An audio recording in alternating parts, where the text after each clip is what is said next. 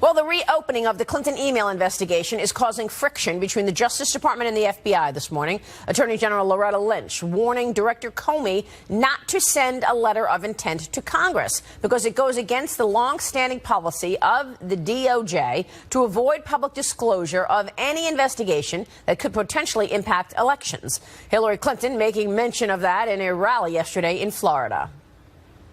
It is pretty strange. It's pretty strange to put something like that out with such little information right before an election. In fact, it's not just strange, it's unprecedented, and it is deeply troubling because voters deserve to get full and complete facts. But we know Loretta Lynch already inserted herself months ago when she had a private meeting with Bill Clinton right before Hillary Clinton was to be interviewed by the FBI. Judge Michael Mukasey is the former Attorney General under President George W. Bush. He joins me right now. Judge, good to see you. Good to see you. Thank you so much for joining us. Your reaction to this, first off. Well, the rule that she cites about not mentioning something on the eve of an election relates to ordinary corruption investigations where you're talking about a mayor or even a senator, where you can continue the investigation after the election because you don't know what the outcome of it is going to be, and bring a prosecution if necessary after someone takes office. This is not that kind of case, number one. Number two, this was preceded by a determination by, of all people, the FBI director, it's not his job to determine whether charges are going to be brought or not. So right away you're dealing with an unusual situation. And according to the reports that I saw, he felt he was between a rock and a hard place because if these emails came out after the election, he would be accused of suppressing them. So it really, for his own purpose and to preserve the good name of his agency, he decided to disclose this now. In the letter to the congressional and committee heads, as well as in a letter to the FBI staff, by the way, Jim Comey writes he felt he needed to go to Congress because he has been saying for so long recently that he's closed the investigation. And obviously, these new emails change this. He has also testified to Congress saying he was asked a question, if you find any new information, will you reopen the investigation? So he felt compelled. Right. All of that said, I don't think anything is going to happen. By anything, I mean any criminal charges under this Justice Department as a result of this, regardless of what's there. Tell me about that, though, because when you look at the past, I don't know, just a few years, when you see the number of people who have actually been penalized for doing just what Hillary Clinton has done. Let's look at General Petraeus. Let's look at Mr. Cartwright. He's going to jail. Well, he may go to jail, and there are military people in jail now who did far less, who were dishonorably discharged for doing a lot less than she did. What do we know at this point of what could be found? I mean, you know, the Dems are saying, look, we want that information by Monday. Is there any way we're going to get a look at what specifically triggered this turnabout? The report is that it's somewhere in the vicinity of 10,000, possibly. In any event, it's in the thousands of emails. There's no way that you can review all of those and disclose. And if you disclose only part, and it turns out that something you haven't read yet bears on what you did disclose, that can make it even worse. So the likelihood that we're going to see it by Election Day, I think, is remote, number one. And number two, even if we did, it's the Justice Department, headed by the Attorney General, who serves at the pleasure of the President, who determines whether any charge gets brought, whether anything gets put before a grand jury, even in the limited time that we have. And she's already made it clear that that's not happening. Catherine Herridge reporting earlier this morning on Fox News, basically saying that this came from the Manhattan FBI investigators who were investigating Anthony Weiner, the husband of Huma Abedin, for sexting an underage child. And within that investigation, they found these emails. So 10,000 emails, incredible, by the way, that number. This could be anything from, you know, going against what Hillary Clinton may have said to Congress and to the FBI, and then to actual national security secrets. I mean, we have no idea what these emails could reveal. None. And what speculating about it is just that. It's speculation.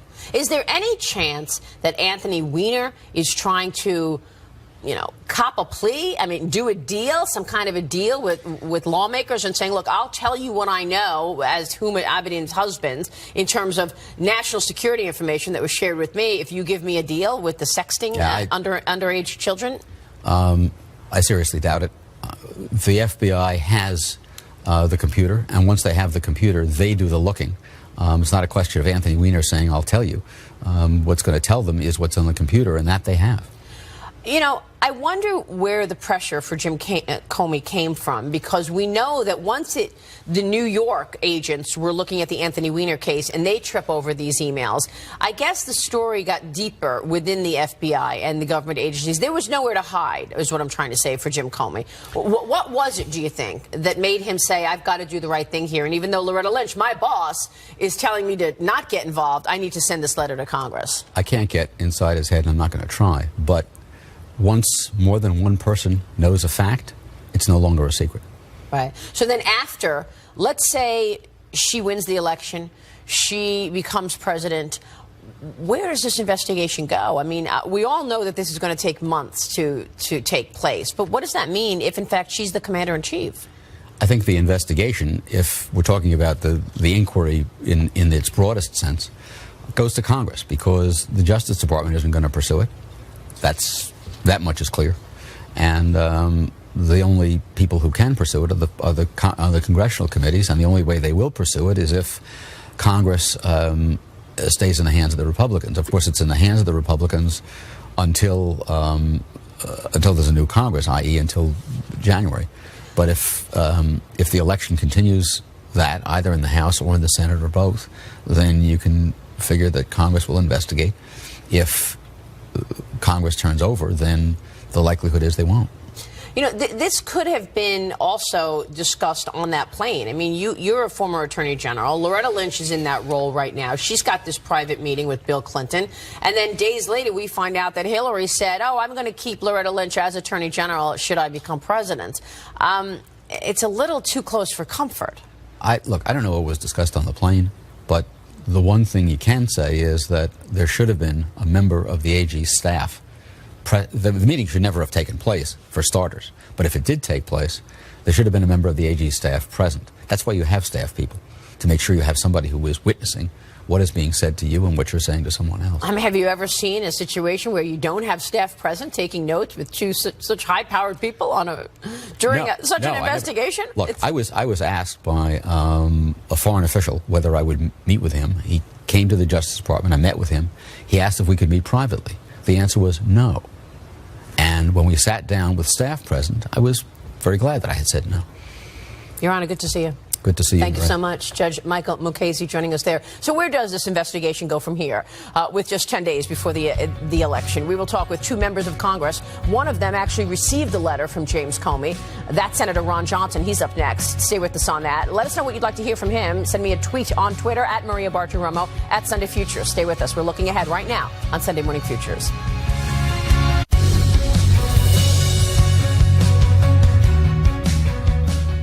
Welcome back. Republicans are praising the move by the FBI to further their investigation into the Clinton emails. But Democrats are not. Top Senate Democrats are demanding more information about the newly discovered emails mentioned in Director Comey's letter. And they want to know what they are, what those details are by tomorrow.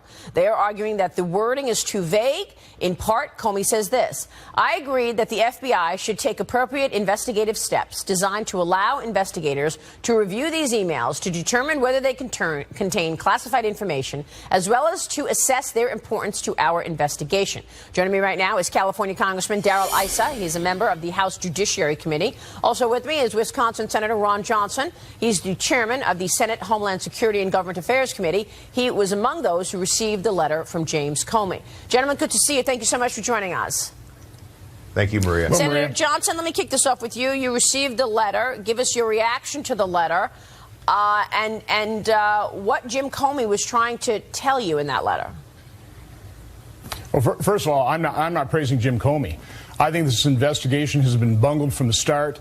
To me, it's pretty simple, Maria. There's two statutes that really govern here, and I'm going to leave out a lot of the detail, but 18 U.S. Code 2071 says anyone who willfully conceals, destroys any record of the United States shall be fined under or imprisoned not more than 3 years and be disqualified from holding any office in the United States. This investigation, you take a look at the immunity agreements. We've been stonewalled every step of the way in terms of trying to find out exactly what is, how those things came about. But this investigation seemed more designed not to uncover and prosecute, but if anything, to cover up and exonerate. So I'm not one praising Jim Comey whatsoever, and my guess is there are people inside the FBI that's pretty unhappy with him. So what do you think was the trigger then, Senator, for him to change course and send this letter to Congress? Because we know that Loretta Lynch tried to stop him from doing so. And then I want to ask you about this Yahoo account because, you are the chairman of the Senate Homeland Security and Government Affairs Committee, and you have to have an opinion about the fact that Catherine Herridge just reported that Huma Abedin was basically sending her security emails to her Yahoo account because she said it was easier to print them from her Yahoo account. Who knows what she sent to that Yahoo account? So let me get your take first on that. What do you think changed course here for Jim Comey? Again, I can only speculate, maybe pressure inside the FBI, but now you're talking about the mishandling of highly sensitive national security information, and that's exactly what Secretary Clinton did as well. So, I mean, the fact of the matter is we are not really engaged in a serious investigation here, and when you take a look, one of the things I've asked the State Department is who else is on those email chains? Because, Maria, we all know, when you send an email, is that going to the state.gov classification email system, or is it going to clintonemail.com? President Obama was emailing Secretary Clinton at clintonemail.com. He had to know. This shows and reveals corruption at the highest levels of government, in the White House, in the State Department, in the Department of Justice, and the FBI. That's just the fact. This is such a simple case. It's getting so complex with all these emails. It's actually pretty darn simple. Information was concealed, it was destroyed, it was mishandled, and there's some pretty simple statutes to read. I'm not a lawyer, I'm not a prosecutor. I look at this, it's a pretty cut and dry case. Well, I think you make a really good point, Senator, because we now know that the president did lie to the American people. He was in an interview, specifically asked, when did you learn that Secretary Clinton was using a private email and a private server, which nobody else had done? Never have you seen anybody use a private server. And he said, I learned when everybody else learned. And that we know now was a lie. He was emailing. So were all kinds of people, high-level officials inside these departments were using that email account. We know it. If you're emailing a Gmail account, you know it. If you're emailing state.gov, you know it. Yeah. So no, I think this is a cover-up. I think this is corruption at the highest levels of government. It needs proper congressional oversight. The problem is we're being stonewalled every step of the way. Just look at the immunity agreements. They were granted to Cheryl Mills and Heather Samuelson. They're outrageous. All right. Well, I want to ask you what your committee is planning to do about it in a second. But, Congressman Issa, let me turn to you, because you have built your career on trying to fight corruption. You wrote a book about it. You've been trying to do this for years. What's your reaction to what we've learned this weekend? Well, I think if the American people understand that when I sent a letter years ago, while Hillary Clinton was still secretary, specifically because we had discovered that others were using private emails, so every cabinet officer received a request for, are you using a private email server, and how are you accounting under the Federal Records Act? At that point, that letter pretty well put Hillary Clinton, if she wasn't already on notice that those records belonged to the American people and they needed to be retained. If she had left a full copy, even if she had the private server, if she'd left a full and complete copy when she left the State Department, she wouldn't be in this situation today.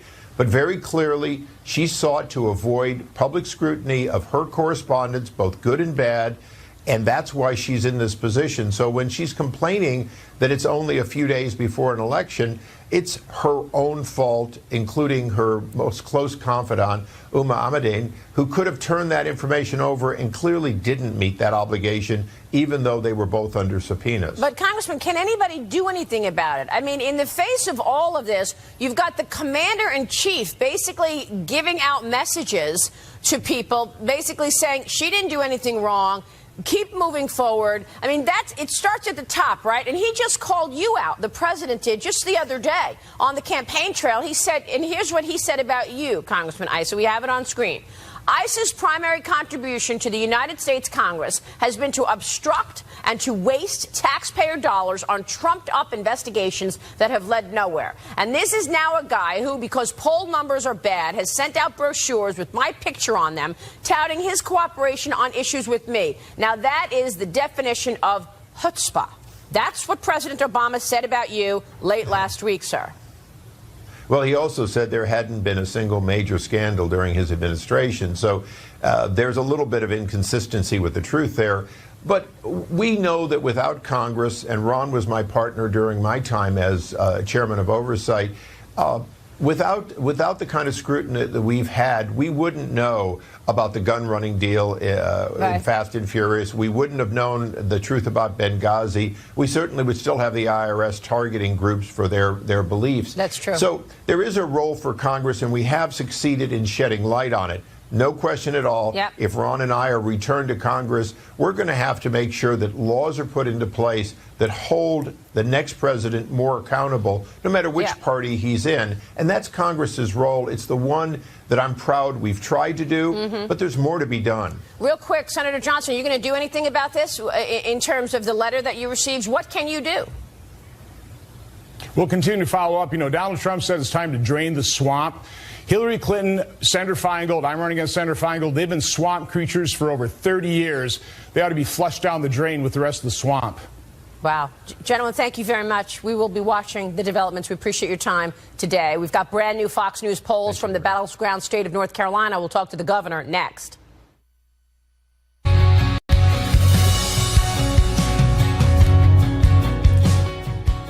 Welcome back. Well, now there are 9 days left to go until America votes on a new president. New polling out of North Carolina to share this morning. It shows Hillary Clinton is leading Donald Trump by 6 points in the key battleground state of North Carolina. I want to point out that this poll was taken before the new revelations about the FBI reopening its investigation into Hillary Clinton's emails. Joining me right now is the governor of North Carolina, Pat McCrory. And Governor, it is good to see you. Thank you so much for joining us this morning. Thanks for having me again, Marie. Thank you very much. First off, we just showed these polls. Give us a sense of what the people of North Carolina are looking for in their next commander-in-chief. Obviously, Hillary Clinton is in the lead here, 47% to 41% for North Carolina. What sense do you get from the people in terms of their priorities? Well, the latest priority before this controversy erupted on Friday was Obamacare increase in premiums. It's going to hit North Carolina extremely hard. 30 to 40% average increases in Obamacare accounts, and that's been taking over the news for the past 4 or 5 days. And many of us, including this governor, predicted that. And I wanted to challenge Obamacare, and I challenged it and joined those states that challenged Obamacare, which lost in the 441 decision. The Attorney General that I'm running against, Roy Cooper, refused to join in that lawsuit against Obamacare and was bragging about it up until 2 or 3 weeks ago. But now with this latest Clinton revelation, it's like we're going back to the 90s now. Clinton fatigue is back, and it's going to be very interesting to see what the impact of the polls will be. Yeah, I was interested in talking with you because I know that you've really been focused on the economy quite a bit there in North Carolina. Things are a lot better on your watch, and we know that you signed tax reform into law, which put more money in the paychecks of hardworking families. That's one of the issues that we're talking about in this campaign, tax reform and economic growth. That has been very hard to come by. What do you think is needed to actually move the needle on economic growth and jobs for the country overall? Well, I'll tell you what we did in North Carolina. When I came into office 3.5 years ago, we had the 5th highest unemployment rate in the country. We had 9.4% unemployment. North Carolina, which is a booming state, was really hurting 3.5 years ago. And what I did was lowered the corporate tax from 6.6% to 3%, lowered the income tax from the high 7s to low 5s. And I also paid off $2.6 billion in debt we owed for unemployment to the federal government. And we just started seeing a sharp reduction in unemployment. We're now the 4th fastest growing economy in the United States in North Carolina. Our unemployment's 4.7%. The cranes are back, especially in Charlotte, where I'm at today. So things are going real well. But I also have to remind your viewers, in the eastern part of our state, we're still feeling the effects of Hurricane Matthew. That got off the news 2 weeks ago, but literally some of our small towns in eastern North Carolina, the water is just now clearing out. And I've got towns of 1,000 to 2,000 people that are literally wiped out. And so we're wondering what the impact of that will be on the economy and plus the human lives. We've lost 28 people due to that hurricane. Well, my condolences to you and the entire state, sir. You mentioned Obamacare earlier and the 30 to 40% increases that we're going to see next year in premiums. What do you want to see in terms of Obamacare from our next president? Of course, we know that this has been one of the issues that has held back the economy because businesses are reluctant to create new positions because it's too expensive with Obamacare and the requirement to add benefits. Well, the two biggest concerns that I've been expressing since I've been governor, and even when I was mayor of Charlotte when this started, was that I'm afraid, the old way of getting insurance was through your companies, and I'm afraid you're going to have a lot more companies just drop their insurance, pay the penalty, and get out of the insurance business, which is make us more dependent on government and providing insurance. And that is a big concern of mine. The other thing is there's no provider competition anymore. Now in the state of North Carolina, we only have one provider, and that's Blue Cross Blue Shield. Right. And they almost pulled out 4 weeks ago. So this is why the premiums are going up. And who knows what Blue Cross Blue Shield might do next year, because their stockholders, their board's going to look at the numbers and have a fiduciary responsibility and go, we can't do this anymore. Right. And we know that was the reason that United Health pulled out and Aetna pulled out of a number of states in terms of the exchanges. Do you think this reopening by the FBI, reopening of the Clinton email scandal, the reopening of the investigation will have an impact on North Carolinians' voting? Yes, I do. I think more than anything, it might impact the turnout. I think I personally think the turnout will be impacted. We're already seeing the Clinton voters not coming out in numbers that the Obama voters were coming out 4 years ago at this point in time. I think the turnout will be impacted by this because people are just disgusted with the whole thing, and I think there is Clinton fatigue. And frankly, there was some concern about Mr. Trump, too. It's kind of ironic. In the last 3 weeks, the media keeps going to me, well, are you going to still support Trump due to the controversy from 2 weeks ago? It's going to be interesting if the media turns around and asks my opponent, are you going to still support Hillary Clinton, and put the same pressure that they put on the Republican candidates for the last 3 to 9 months. So that's going to be an interesting media dynamic and political dynamic. Will the Democrats start running away down ticket from Hillary Clinton at this point in time? And are you supporting Trump? I am. In fact, I was with Mike Pence yesterday, who's a fellow. He and I were elected governors at the same time, and Mike and I were working the NC State football game parking lot yesterday. I'm going to work the Carolina Panther parking lot today, but Mike and I are very close friends, and I consider Mike Pence to just be an excellent vice presidential candidate. Very solid individual. We will leave it there. Governor, good to see you. Thank you so much for joining us this morning. Thank you very much. And in another key battleground, new polling shows the candidates neck and neck. It is the one state that could make all the difference in this race. We'll take a look at those numbers when we come right back with Larry Sabato as we navigate this race. 9 days left. Back in a minute.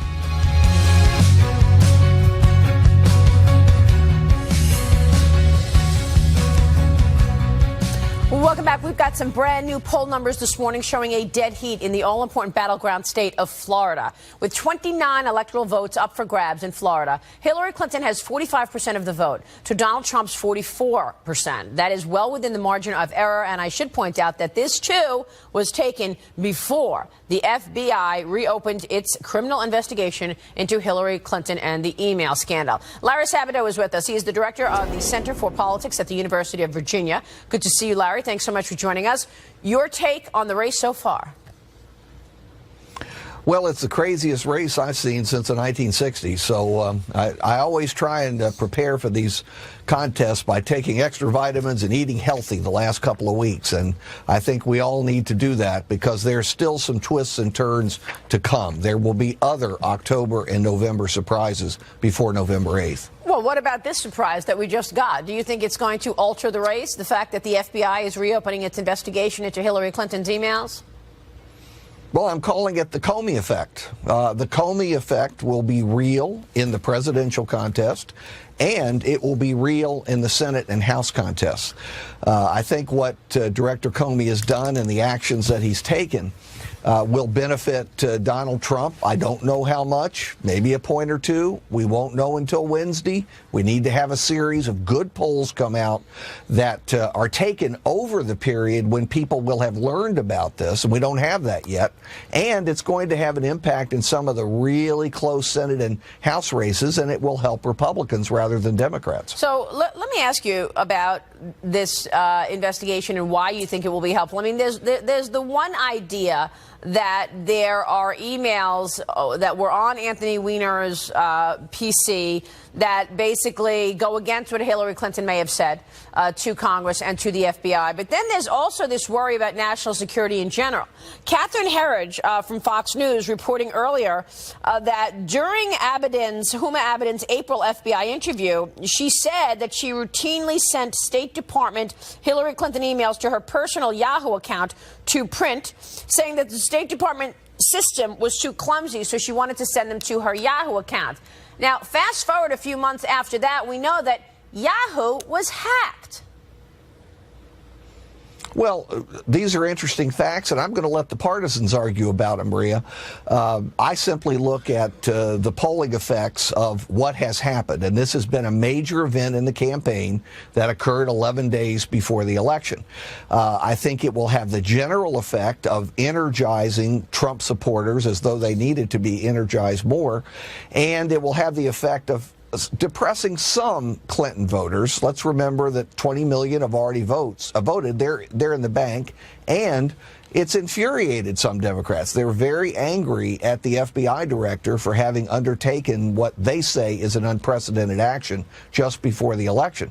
So I'm going to look at what actually happens in the polling places and let the partisans argue about whether there's any there. And as you know, Maria, there are a lot of different stories circulating. Most of them will prove to be false. Do you think that in 11 days, an independent's viewpoint can be changed by something like this? Well, the funny thing about this race, and it fits in with everything we know, is that there really aren't many swing voters. No matter what people tell pollsters, often they don't want the pollster to know anything about their politics. They consider it an invasion of privacy. But in most cases, the undecideds at this late state, half of them aren't going to vote, Maria. That's been the tradition for many, many years. Half of them don't show up, and the half that do break in about the proportions that the electorate does as a whole. Maybe. What is this controversy? Yeah. This controversy may add a point or two to Trump. We'll have to see. I want to let it play out until Wednesday. So you think it's more impactful that people will not come out to vote, that they will basically lose interest because they're angry about this, as opposed to saying, I'm going to come out and I'm going to help Hillary Clinton? Yeah, I think essentially at this point you're not going to have more than a handful of people switching from Clinton to Trump or Trump to Clinton. Really, how could you? It's such a stark choice. Maybe there are some who will vote for a third-party candidate instead. I tend to think they will either not vote or skip the presidential contest, though I'll bet you the numbers even in that case are quite small. Real quick, you know, for a long time this economy was about national security. This election was about national security and the economy. People were voting about who they thought could create more jobs, who they thought could keep them safer. Has this election become more about people want an end to corruption? Certainly on the Republican side it has become that. I think we could all agree that while corruption is an important issue, the economy and fighting terrorism are more important than that.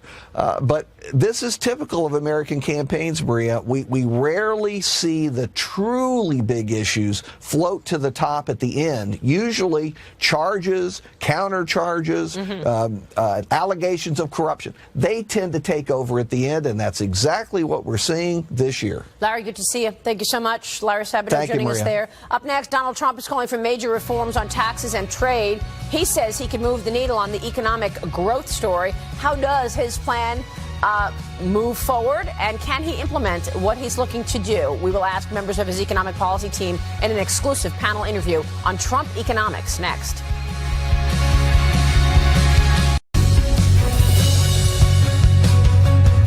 A Trump administration will stop Trans-Pacific Partnership, a horror show. Really bad deal.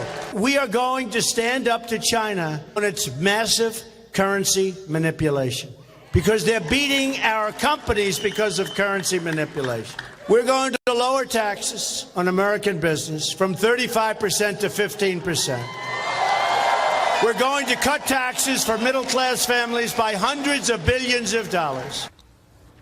That was Donald Trump hammering home his positions on the economy and how to get growth back. Will they resonate with voters on November 8th? We want to bring in our exclusive panel this morning from Trump's economic policy team. Wilbur Ross of W.L. Ross & Company is a Trump economic advisor. Peter Navarro of UC Irvine business professor and a Trump economic policy advisor. Andy Puzder is the former CEO of CKE Restaurants, Hardee's, Carl Jr.'s, and a Trump Victory Committee member. And Steve Mnuchin is the Trump campaign finance chairman. Gentlemen, good to see you all. Thank you so much for joining us. Great to be here. Let me kick it off with what Donald Trump just started with, and that was the TPP and the trade deals. Wilbur, you are an international business guy. Right. You have seen dealings with lots of countries, whether it's with steel, right, with commodities. Talk to us about Trump's plans for trade, because I think they scare some people. He wants to redo all the trade deals. They should not be scared, because Trump is not anti-trade. He's anti-dumb trade. And dumb trade is why we used to have a favorable balance of payments with Mexico of $4 to $5 billion a year. But do you know how much the cumulative trade deficit since NAFTA is with Mexico? $1 trillion. $1 trillion. That's ridiculous. It doesn't have to be that we have such huge deficits just to have trade. I guess the point is, Peter, is if we're redoing NAFTA and we're going to try to do something different on Trans-Pacific Partnership and we're going to redo all of these trade deals at once, isn't that going to be a disruption for the economy rather than actually focusing on ramping up economic growth? Yeah, there's going to be a tremendous stimulus. If you look at the drag we have now on our economy, it's a $766 billion a year trade deficit in goods. That's factories and jobs going offshore. And to reinforce Wilbur's point, let's take South Korea, 2012 deal. This, to me, is the poster child of everything that's wrong with Hillary Clinton, our bad trade deals. As Secretary of State, she negotiated that. She called it cutting edge. She promised us 70,000 new jobs. What do we have 4 years later? We've lost 95,000 jobs. We've doubled our trade deficit with South Korea. And you know who's been hit hardest? It's been the auto and auto parts industry, which has the highest multiplier in terms of jobs. It's places like Ohio, Wisconsin, Indiana. And this is what the problem is. North Carolina, so you're talking to Pat McGrory earlier, it's like North Carolina has been hit since 1993 and NAFTA with all of these bad trade deals. So the idea is Donald Trump's a smart negotiator. The art of the trade deal is to go in and have good deals for the American people, use our position as the biggest market in the world, the most powerful economy, and do what's right for the American worker and American manufacturer. If that's going to include tariffs on goods coming tariffs are only tariffs are only, that is not the end game. They are only a negotiating tool to bring each country to the table to give a good deal for the American people. Hillary Clinton, South Korea, 100,000 jobs gone because she didn't negotiate a good deal. We got to stop doing that. Right, and not all of it should be tariffs. A lot could be just increasing our exports to those countries. China, for example, buys a lot of soybeans from us, but they also buy them from other people. If in turn they would just buy more from us, it would help. Same with natural gas, same with a lot of industrial equipment. One of the issues is communicating these stories, but does he have the ground game and the money to actually explain the way you both have in terms of what these policies will mean for people's lives? Stephen Mnuchin, that's your area. What can you tell us in terms of Trump's ground game and what you're seeing out there from individuals, from businesses? You can't find many CEOs that have given Trump money, right? Well, first of all, Maria, we have had a lot of people across the board who have contributed extremely generous. And as you know, we've had the largest online fundraising for any Republican ever. So we couldn't be more comfortable. The ground game is fully paid for. We worked very closely with Reince at the RNC. We have a terrific ground game, better than they've ever had before. And we just had a massive amount of advertising purchased. So we'll be competing with Hillary head for head with advertising this week. All right. We couldn't be more comfortable with where we are on that. Okay, so now you feel that you're going to be competing effectively with Hillary in terms of advertising because she's been throwing out lots of negative ads against Donald Trump. And then there's Obamacare, Andy Puzder, and I want to talk about this as well as our next segment because this is a lot. There's a lot here. Pick a state. Arizona is going to see premiums up 116%. Right. We just got this news a week and a half ago. Has that impacted Trump's chances? Oh, I think it's real positive. People are really angry about this. And if you're one of the millions of people in states like North Carolina, Pennsylvania, Arizona, as you mentioned, that have got these huge policy increases, and you were considering voting for Hillary Clinton, I mean, what the hell are you thinking about? I mean, she's just going to make this worse. So Trump's got a plan, increase competition, increase incentives so that people want to buy insurance, not that they're mandatorily required to buy it, a system that will really lower costs, increase quality, and get everybody covered. That's the kind of system we need. It's not the kind of system Hillary Clinton wants. As a businessman yourself, having seen firsthand the impact of regulation and whether the pendulum goes too far, what has been the impact of Obamacare in terms of small business and mid-sized business as well? Well, it's interesting, yes. This last year with a 7% increase in Obamacare premiums in the restaurant industry, a report by Civic Science came out that said 47% of people who've had their health care premiums increased are going to restaurants less and are 30% more likely to significantly reduce restaurant visits than people whose health care premiums didn't go up. We're kind of the canary in the coal mine in that respect because that was the impact of a 7% premium increase. Next year it's 25%. Right. So it could have a real impact on the entire economy. This Obamacare is a disaster. It needs to be repealed and replaced. I want to talk about the other parts of Trump's economic plan. We've talked trade. Next, let's get into tax cuts. Let's get into rolling back regulation and tapping into energy. That's his plan. More with our exclusive panel on Trump economics next. We're back with members of Donald Trump's economic policy team, Wilbur Ross, Peter Navarro, Andy Puzder, and Steve Mnuchin with me this morning. Let's go through the plan. Number one, cut taxes. Most important there is a corporate tax rate of 15%, which he thinks is going to enable and push businesses to hire more workers and invest. Number two, rolling back regulations, in particular Obamacare. Number three, tapping into energy. And number four, redo trade deals that have not worked for America. Taxes. It's going to be expensive, Wilbur Ross, cutting taxes that much. No? It'll be not as expensive as anybody models because they're failing to take into account the tax revenues that'll be generated by ending the trade deficit. That's $220 million more wages that'll be taxed. Okay. It's more corporate profits that'll be taxed.